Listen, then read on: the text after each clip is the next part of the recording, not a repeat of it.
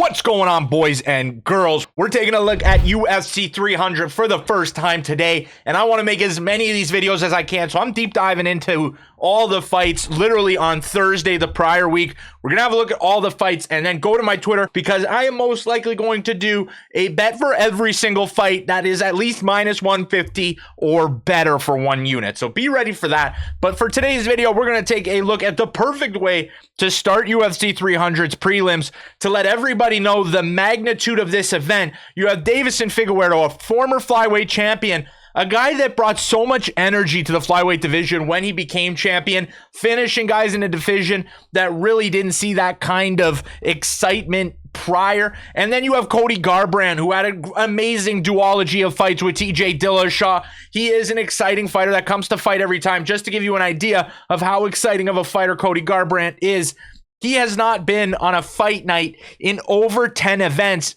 He's only been on one fight night in over 10 events, and he was the main event for that fight night against Rob Font. He's been at the top of the Bantamweight division for years now, and he's trying to make the climb once again up the ladder to once again become Bantamweight champion after dethroning one of the best Bantamweights of all time in Dominic Cruz. So today we're going to take a look at the fighters and try and leave you with the best bet and maybe help you avoid a bad bet. So very interesting fight here. Two guys that have very similar skill sets in my opinion. I just think one is faster and a little bit better. I think Cody is obviously continuing to develop his game, most notably in the takedown department. From his loss to TJ Dillashaw in 4 straight fights to a Sunsao, Cody did not land a single takedown. In his last 4 fights, he's landed 5 takedowns total, and he's doing such a good job because his stand-up is so good. He's so good at recognizing situations.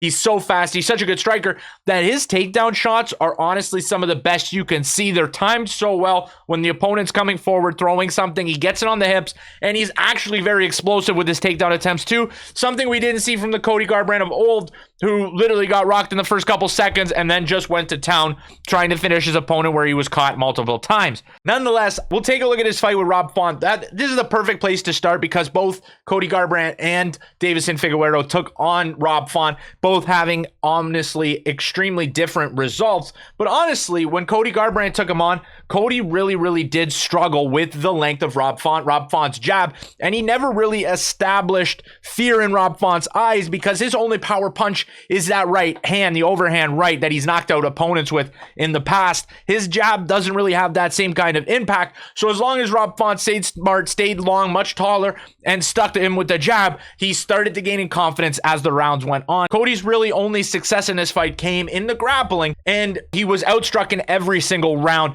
and Rob Font just dictated the pace. He got 50-45s on 2 of the judges' scorecards. So this one was a tough one to see. And again, it was all from Rob Font's length and the jab. But then you go to the Deiveson Figueiredo fight, and the major differences. The grappling, same thing. Deiveson Figueiredo used it, was able to take Rob Font down. But you could see that Deiveson had more weapons to sting Rob Font and got Rob Font's respect right away. You look at this part in the midpoint of the second round. This is really just the step-in jab, and it stings Rob Font and sends him back to where Deiveson can pursue the finish. And then again at the end of the first round, another stinging jab. So you throw in the takedowns and this respect from Rob Font, showcasing the fact that he hurt him a couple of times. Rob Font wasn't able to dictate the striking range and pursue the finish as much as he was able to against Cody Garbrandt. Figueiredo's power has clearly translated to this heavier weight class. Cody Garbrandt did try his luck down at flyweight, clearly cut too much weight to get there, was finished by Kai Kara France. His chin has been a little chinny. So I have 2 ideas of how this fight is going to go, in my opinion. The first one is that both guys are going to stay on the outside looking for the counter shots. Nobody's going to take any real big risks, and both are going to use their grappling. And honestly, the grappling is on very close. I don't look at Figueiredo as somebody that's going to be able to strength and submit bantamweights, but he does have the wrestling game as we saw in the Rob Font, and Cody Garbrandt's been developing that wrestling under his new coaching staff, and he's doing a really good job finding the hips and exploding. A great athlete at the bantamweight division. So it could be honestly a pretty boring fight if both decide to stay on the outside and not really engage.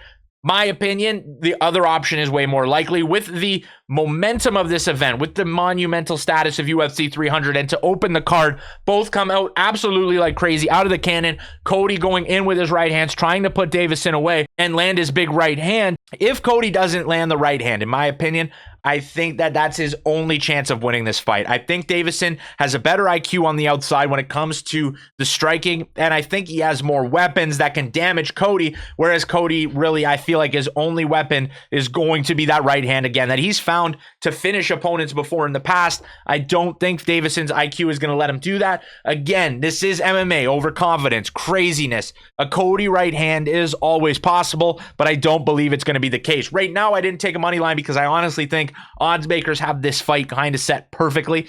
They have Cody Garbrandt at around minus 267. You can find in the best spot to land that right hand, basically. And then on the Deiveson side, because of his skill set in the wrestling, Cody's not going to have an advantage there like he did against Rob Font. He honestly had one against Trevin Jones as well, but I don't think he's going to have the advantage there, and I think Deiveson has more weapons and a better IQ in the stand-up to be able to land big shots, more active with the significant strikes, and earn a fight win here. I also do think that I'm going to like the overs for this fight. I'm doing it before they come out. Keep it to my Twitter, and you will see where I go with this fight. But thank you so much for watching. Tons more UFC 300 content to come. Just like the video, subscribe to Combat Sports Central, and I will see you in the next one.